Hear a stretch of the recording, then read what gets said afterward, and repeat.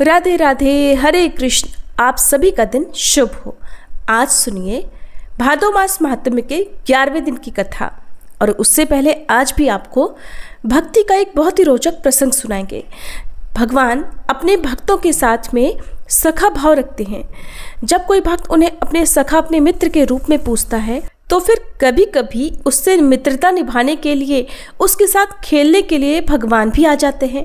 ऐसे ही एक कथा है श्री गोविंद दास जी की।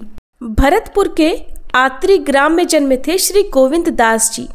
बचपन से ही उनका मन भगवान श्रीनाथ जी में लगा रहता और वे उन्हें अपना परम सखा मानते थे।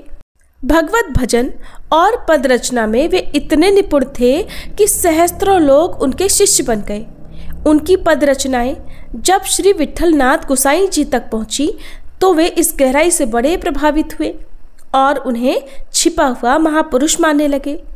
ठाकुर जी का माला और भोग प्रसाद गोसाई जी ने गोविंद स्वामी जी को भिजवाना शुरू कर दिया।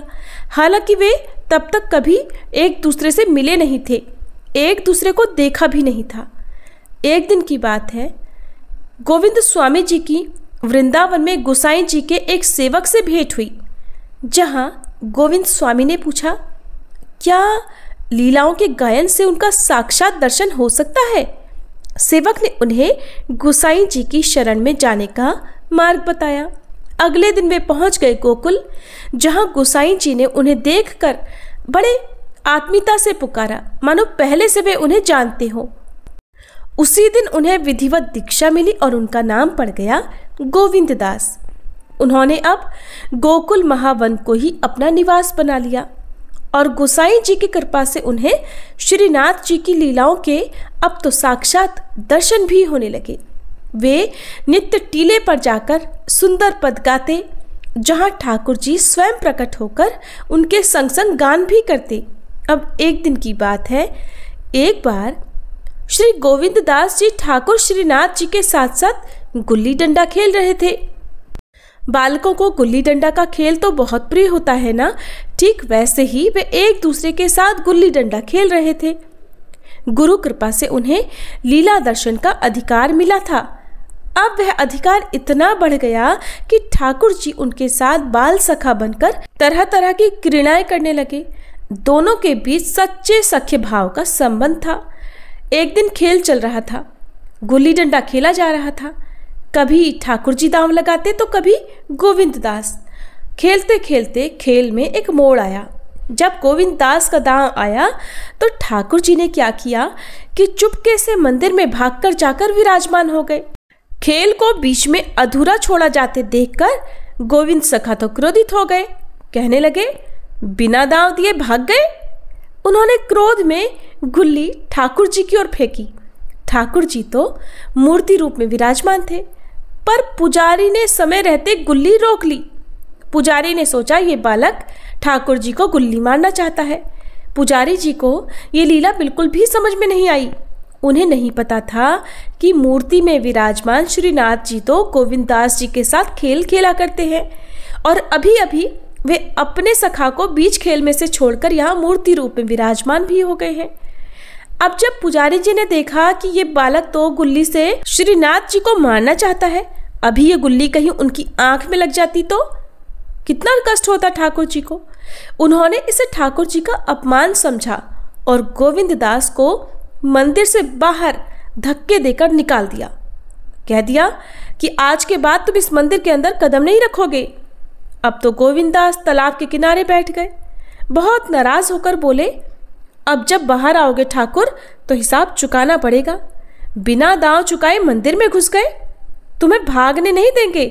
जब मेरा दांव था तब तो तुमने खूब खेला और जब अब मेरी बारी आई और अपना दांव आया तो बीच खेल में से ही भाग गए। मैं तुम्हें भागने नहीं दूंगा। देखता हूं कब तक तुम ऐसे छुपे रहोगे। उधर मूर्ति के अंदर विराजमान ठाकुर जी व्याकुल हो गए। भोग का समय आया, पर ठाकुर जी ने तो थाल की ओर देखा तक नहीं। विठलनाथ गोसाई जी ने पूछा, प्रभु क्या हुआ, भोग क्यों नहीं पा रहे? ठाकुर जी बोले, मेरा सखा गोविंद बहुत नाराज है मुझसे। पता है, मैं उसका दांव चुकाए बिना मंदिर आ गया और पुजारी ने उसे निकाल दिया है। अब वो मंदिर के बाहर बैठा प्रतीक्षा कर रहा है। और कह रहा है जब मैं निकलूंगा तो मुझे पीटेगा भी। मैं उसे मनाए बिना भोग नहीं पा सकता। आप उसे मना दीजिए ना। गुसाई जी बोले, तो त्याग दो उसे। अगर वो तुमसे नाराज है तो तुम भी उसे मित्रता छोड़ दो। ठाकुर जी बोले, नहीं, मैं तो उसी के साथ खेलूंगा, आप बस उसे जाकर मना दो, वो बहुत रूठा हुआ है मुझसे। ये बात सुनकर गुसाई जी तो आनंदित हो गए। प्रभु की ऐसी सखा भाव में तल्लीनता देखकर वो प्रेम से भर गए। अब तो गुसाई जी अपनी छड़ी लेकर गोविंद दास को मनाने के लिए निकल पड़े। गोविंद दास बाहर तालाब के पास में ही बैठे थे और पद गा रहे थे। मेरा दांव आया तो तू भाग गया ठाकुर, अब तू भी देख, अब जब तू निकलेगा ना तो तुझे छोड़ूंगा नहीं। अब जब गोविंद दास ने गुसाई जी को छड़ी लिए आते देखा तो डर गए। सोचने लगे कि अब तो गुरु भी पिटवाने आ गए। पहले तो मुझे मंदिर से निकलवाया और अब मुझे पिटवाने का भी इरादा है। लेकिन गुसाई जी ने तो बड़े प्रेम से पुकारा, गोविंद, बेटा गोविंद, सुनो, मारने नहीं आया हूं, बस ठाकुर जी तुम्हें मना रहे हैं। तो गोविंद दास का गुस्सा पिघलने लगा। उन्होंने एक बार फिर से पूछा, अच्छा पीटोगे तो नहीं ना? गुसाई जी ने हंसते हुए कहा, नहीं रे, बस चलो, ठाकुर जी तुम्हारी प्रतीक्षा कर रहे हैं। उन्होंने तो भोग भी नहीं पाया है और भूखे बैठे हैं, तुम्हारे बिना भोग भी नहीं पा रहे। कह रहे हैं पहले मेरे सखा को मनाओ। अब तो गोविंद सखा मन ही मन सोचने लगे, अगर ठाकुर जी मेरे सामने सिर झुकाएंगे ना तभी मैं उन्हें क्षमा करूंगा, नहीं तो मैं नाराज ही रहूंगा। अब जब वे मंदिर पहुंचे तो उन्हें देखते ही ठाकुर जी ने मस्तक झुका लिया, क्योंकि चाहे कुछ भी हो जाए वे अपने सखा को इस तरह रूठा हुआ नहीं देख सकते थे। सखा भाव से ओत प्रोत गोविंद सखा मुस्कुराए और बोले, अब तुम्हें नहीं पीटेंगे, जाओ, तुम्हें माफ करा। ठाकुर जी ने अब बड़ी प्रसन्नता से प्रसाद पाया। गोविंद सखा को संतोष मिला और लीला प्रेम के सबसे सुंदर रूप में इस प्रकार पूर्ण हुई। सभी प्रेम से बोलिए, श्रीनाथ जी की जय, सखा गोविंद दास जी की जय। तो ये कथा आपको कैसी लगी कमेंट बॉक्स में जरूर बताइएगा। अब सुनिए आज का अध्याय। नारद जी ने कहा, हे सुरश्रेष्ठ, एक ही गंगा के आपने दो भेद बतलाए हैं। एक तो वो है जो गौतम ऋषि नामक ब्राह्मण के द्वारा लाया गया और दूसरा अंश भगवान शंकर की जटा में ही रह गया, जिसे क्षत्रिय राजा भगीरथ लेकर आए, इसलिए उसी का प्रसंग मुझे सुनाइए। ब्रह्मा जी बोले, देवर्षे, वैवस्वत मनु के वंश में राजा इक्ष्वाकु के कुल में सगर नाम के एक अत्यंत धार्मिक राजा हुए हैं। वे यज्ञ करते, दान देते और सदा धार्मिक आचार विचार से रहा करते थे। उनकी दो पत्नियां थीं। वे दोनों ही पति भक्ति परायणा थी, किंतु उनमें से किसी को भी संतान नहीं हुई, इसलिए राजा के मन में बड़ी चिंता थी। एक दिन उन्होंने महर्षि वशिष्ठ को अपने घर बुलाया और विधि पूर्वक उनकी पूजा करके फिर पूछा कि हे मुनिवर, किस उपाय से मुझे संतान होगी? उनकी यह बात सुनकर महर्षि वशिष्ठ ने कुछ समय तक ध्यान लगाया। उसके बाद राजा से कहा, राजन, तुम पत्नी सहित सदा ऋषि महर्षियों का दर्शन करते रहो। ऐसा कहकर महर्षि वशिष्ठ अपने आश्रम को चले गए। एक समय की बात है, राजर्षि सगर के घर पर एक तपस्वी महात्मा पधारे। राजा ने उन महर्षि का पूजन किया। इससे संतुष्ट होकर वे बोले, महाभाग, वर मांगो। ये सुनकर राजा ने पुत्र होने के लिए प्रार्थना की। मुनि बोले कि तुम्हारी एक पत्नी के गर्भ से एक ही पुत्र होगा, किंतु वह वंश चलाने वाला होगा, और दूसरी स्त्री के गर्भ से 60,000 पुत्र उत्पन्न होंगे। वरदान देकर जब मुनि चले गए तब उनके कहे अनुसार यथा समय राजा के हजारों पुत्र हुए। राजा सगर ने उत्तम दक्षिणा से युक्त बहुत सारे अश्वमेध यज्ञ किए। फिर एक अश्वमेध यज्ञ के लिए उन्होंने विधि पूर्वक दीक्षा ग्रहण की और अश्व की रक्षा के लिए सेना सहित अपने पुत्रों को नियुक्त किया। अश्व पृथ्वी पर घूमने लगा। इसी बीच में कहीं अवसर पाकर देवराज इंद्र ने उस अश्व को हर लिया और रक्षकों को सौंप दिया। राजकुमार घोड़े को इधर उधर ढूंढने लगे, किंतु उन्हें कहीं भी वह अश्व दिखाई नहीं दिया। तब उन्होंने देवलोक में जाकर ढूंढा, पर्वतों और सरोवरों में खोजा और कितने ही जंगल छान डाले, लेकिन कहीं भी उसका पता नहीं चल पाया। उसी समय आकाशवाणी हुई, सगर पुत्रो, तुम्हारा घोड़ा रसा तल में बंधा हुआ है और कहीं नहीं है। ये सुनकर वे रसातल में जाने के लिए सब ओर से पृथ्वी को खोदने लगे। भूख से पीड़ित होने पर वे सूखी मिट्टी खाते और दिन रात भूमि खोदते रहते। इस प्रकार वे शीघ्र ही रसातल में जा पहुंचे। राजा सगर के बलवान पुत्रों को वहां आया देखकर राक्षस थर्रा उठे और उनके वध का उपाय सोचने लगे। वे बिना युद्ध किए ही भयभीत होकर उस स्थान पर आए जहां महामुनि कपिल सो रहे थे। कपिल जी का क्रोध बड़ा भयानक था। राक्षसों ने वह घोड़ा ले जाकर तुरंत कपिल जी के सिरहाने की ओर बांध दिया और खुद चुपचाप दूर खड़े होकर देखने लगे कि अब क्या होता है। इतने में ही राजा सगर के पुत्र रसातल में घुसकर देखते हैं कि घोड़ा बंधा हुआ है और पास ही कोई पुरुष सो रहा है। उन्होंने कपिल जी को ही अश्व चुराकर यज्ञ में विघ्न डालने वाला माना और निश्चय किया कि इस महापापी को मारकर हम लोग अपना अश्व महाराज के पास ले चलें। कोई कहने लगे कि अपना पशु बंधा है, इसे ही खोलकर ले चलते हैं, इस सोए हुए पुरुष को मारने से भला क्या लाभ। ये सुनकर दूसरे पुत्र बोल उठे कि हम शूरवीर राजा हैं, शासक हैं, इस पापी को उठाएं और क्षत्रियोचित तेज से इसका वध कर डालें। फिर क्या था, वे मुनि को कड़वे वचन सुनाते हुए लातों से मारने लगे। इससे मुनिश्रेष्ठ कपिल को बड़ा क्रोध आया। उन्होंने सगर पुत्रों की ओर क्रोध भरी दृष्टि से देखा और उन्हें भस्म कर डाला। वे सब जलकर राख हो गए। नारद, यज्ञ में दीक्षित महाराज सगर को इन सब बातों का पता नहीं चल पाया। उस समय तुमने ही जाकर राजा सगर को यह सब समाचार सुनाया, जिसे सुनकर राजा को बड़ी चिंता हुई। अब क्या करना चाहिए, ये बात उनकी समझ में नहीं आई। राजा सगर के एक दूसरा पुत्र भी था जिनका नाम असमंजा था। वह मूर्खतावश नगर के बालकों को उठाकर पानी में फेंक देता था। तब पुरवासियों ने एकत्रित होकर राजा सगर को इस बात की सूचना दी। पुत्र का यह अन्याय जानकर महाराज को बड़ा क्रोध आया।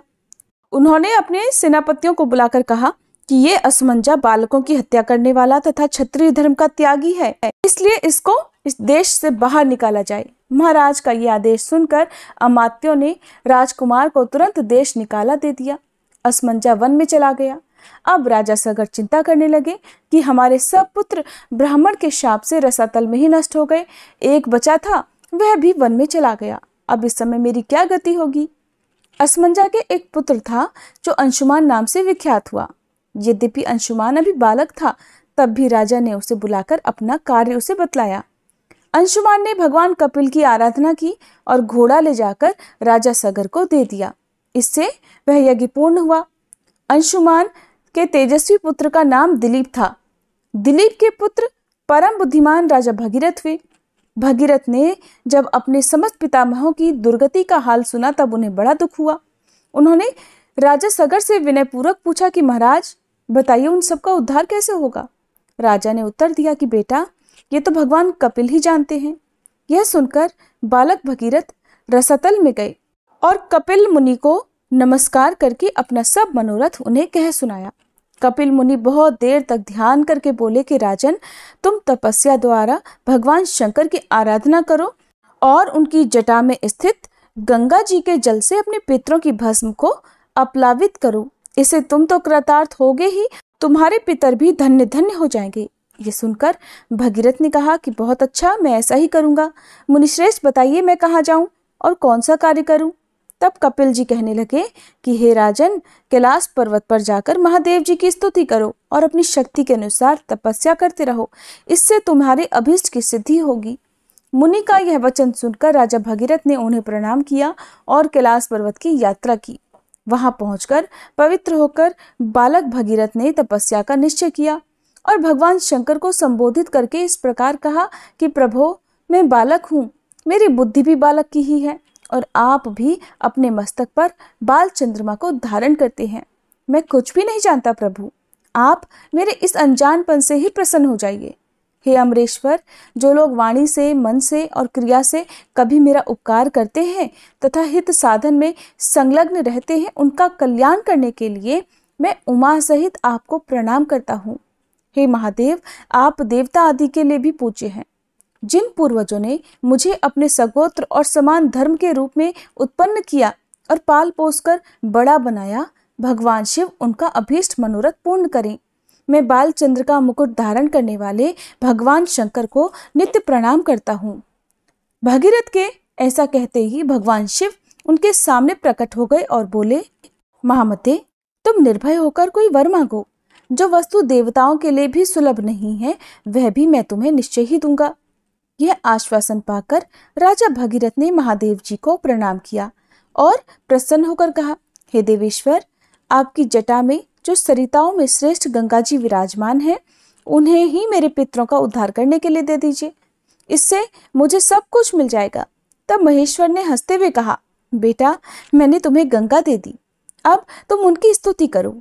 महादेव जी का वचन सुनकर राजा भगीरथ ने गंगा जी की प्राप्ति के लिए भारी तपस्या की और मन को संयम में रखकर भक्ति पूर्वक गंगा जी की स्तुति की। बालक होने पर भी भगीरथ ने अबालकोचित पुरुषार्थ करके गंगा जी की कृपा प्राप्त की।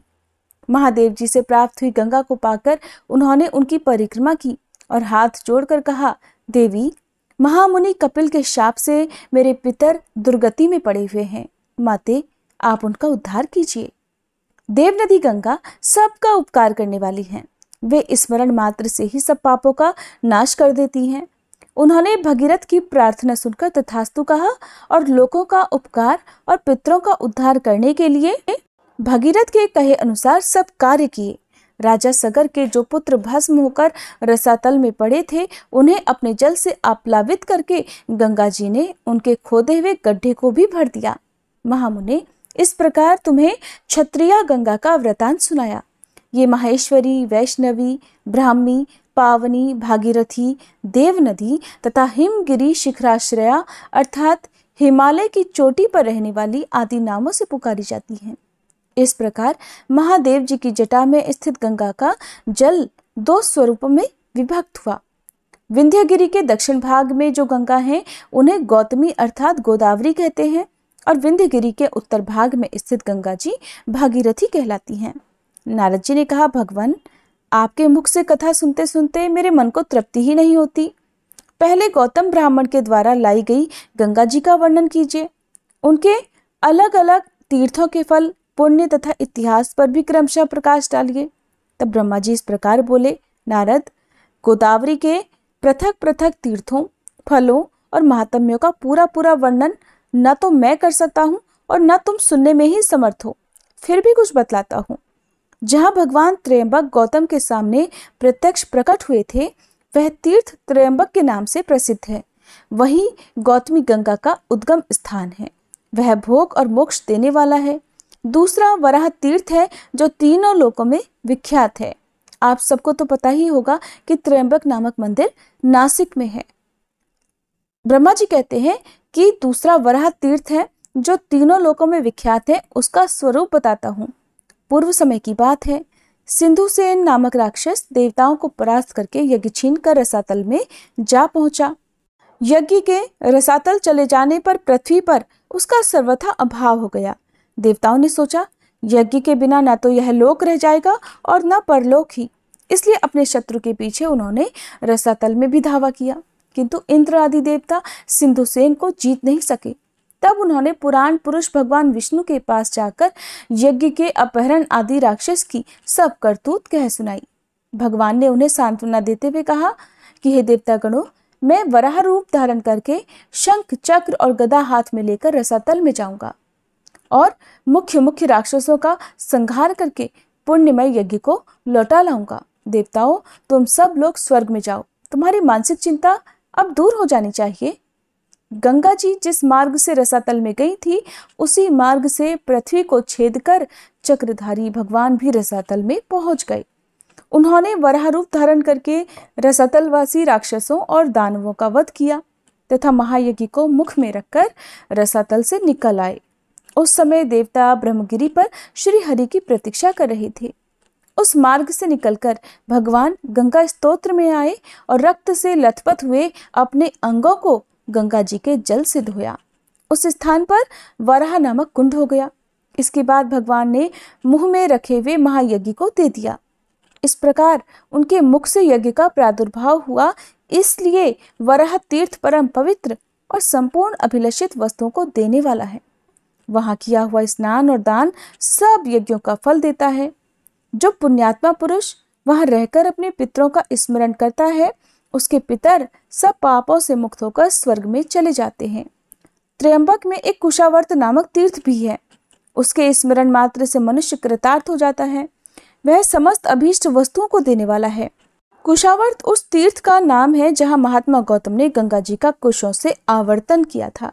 वे वहां गंगा जी को कुश से लौटा कर लाए थे। कुशावर्त में किया हुआ स्नान और दान पितरों को तृप्ति देने वाला है। जहां नदियों में श्रेष्ठ गंगा नील पर्वत से निकली हैं, वहां वे नील गंगा के नाम से विख्यात हैं। मनुष्य शुद्धचित्त होकर नील गंगा में स्नान आदि जो कुछ भी शुभ कर्म करता है वह सब अक्षय जानना चाहिए। उससे पितरों को बड़ी तृप्ति होती है। गोदावरी में परम उत्तम कपोत तीर्थ भी है, जिसकी तीनों लोकों में प्रसिद्धि है। मुनि, मैं उस तीर्थ का स्वरूप और महान फल बतलाता हूँ, सुनो। ब्रह्मगिरी पर एक बड़ा भयंकर व्याध रहता था। वह ब्राह्मणों, साधुओं, यतियों, गौओं, पक्षियों और मृगों की हत्या किया करता था। वह पापात्मा बड़ा ही क्रोधी और झूठ बोलने वाला था। उसके हाथ में सदा पाश और धनुष रहा करते थे। उस महापापी व्याध अर्थात शिकारी के मन में सदा पाप के ही संकल्प उठते थे। उसकी पत्नी और पुत्र भी उसी की तरह स्वभाव के थे। एक दिन अपनी पत्नी की प्रेरणा से वह एक घने जंगल में घुस गया। वहां उस पापी ने अनेक प्रकार के मृगों और पक्षियों को मार डाला। कितनों को जिंदा ही पकड़कर पिंजड़े में डाल दिया। इस तरह बहुत दूर तक घूम फिरकर वह अपने घर की ओर वापस लौटा। तीसरे पहर का समय था। चैत्र और वैशाख मास बीत चुके थे। एक ही क्षण में बिजली चमचमाने लगी और आकाश में बादलों की घटा छा गई। हवा चली और पानी के साथ पत्थरों की वर्षा होने लगी। मूसलाधार वर्षा होने के कारण वह बड़ी भयंकर अवस्था हो गई। शिकारी चलते चलते थक गया था। जल की अधिकता के कारण अब उसे रास्ते का पता ही नहीं चल पा रहा था। जल, थल और गड्ढे की पहचान बिल्कुल असंभव हो गई थी। उस समय वह पापी सोचने लगा कि कहाँ जाऊं, कहाँ ठहरूं, क्या करूं। मैं यमराज की तरह सब प्राणियों के प्राण हर लिया करता हूं और आज मेरा भी प्राण का अंत कर देने वाली पत्थरों की वर्षा हो रही है। आसपास कोई ऐसी शिला या वृक्ष नहीं दिखाई देता जहां मेरी रक्षा हो सके। इस प्रकार तरह तरह की चिंता में पड़े हुए उस शिकारी ने थोड़ी ही दूर पर एक उत्तम वृक्ष देखा जो शाखा और पल्लवों से सुशोभित हो रहा था। वो उसी की छाया में जाकर बैठ गया। उसके सारे वस्त्र भीग गए थे। वह इसी चिंता में पड़ा था कि मेरी पत्नी और बच्चे जीवित होंगे भी या नहीं। उसी समय सूर्यास्त भी हो गया। उसी वृक्ष पर एक कबूतर अपनी पत्नी और अपने पुत्र पौत्रों के साथ रहता था। वह वहां सुख से निर्भय होकर पूरी तरह तृप्त और प्रसन्न था। उस वृक्ष पर रहते हुए उसे कई साल हो गए थे। उसकी पत्नी कबूतरी बड़ी पतिव्रता थी। वह अपने पति के साथ उस वृक्ष के खोखले में रहा करती थी। वहां हवा और पानी से पूरा बचाव था। उस दिन दैववश कबूतर और कबूतरी दोनों ही चारा चुगने के लिए गए थे, किंतु केवल कबूतर ही लौटकर उस वृक्ष पर आया। भाग्यवश कबूतरी भी वहीं उस शिकारी के पिंजड़े में पड़ी हुई थी। व्याध ने उसे जंगल में पकड़ लिया था, किंतु अभी तक उसके प्राण नहीं गए थे। कबूतर अपनी संतानों को मातृहीन देखकर बड़ा चिंतित हुआ। भयानक वर्षा हो रही थी। सूर्य डूब चुका था। फिर भी वह वृक्ष का खोखला कबूतरी से खाली ही रह गया। ये सोचकर कबूतर विलाप करने लगा। उसे इस बात का पता ही नहीं था कि कबूतरी यहीं पिंजड़े में बंधी पड़ी है। कबूतर ने अपनी प्रिया के गुणों का वर्णन आरंभ किया। हाय, मेरे हर्ष को बढ़ाने वाली कल्याणमयी कपोती न जाने क्यों अभी तक वापस नहीं आई। वही मेरे धर्म की जननी है। उसके सहयोग से ही मैं धर्म का संपादन कर पाता हूँ। मेरे इस शरीर की स्वामिनी भी वही है। धर्म, अर्थ, काम और मोक्ष की सिद्धि में वही सदा मेरी सहायता करती है। मुझे प्रसन्न देखकर वो हंसती है और खिन्न जानकर मेरे दुख का निवारण भी करती है। उचित सलाह देने में वह मेरी सखी है और सदा मेरी आज्ञा के पालन में ही संलग्न रहती है। सूर्यास्त हो गया तब भी वह कल्याणी अभी तक नहीं आई।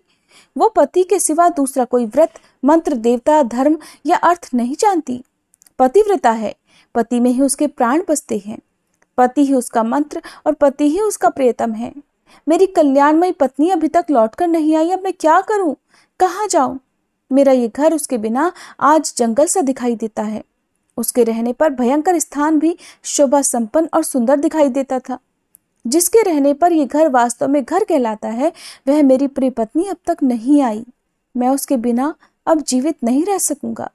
अपने प्रिय शरीर को भी त्याग दूंगा, किंतु ये बच्चे क्या करेंगे?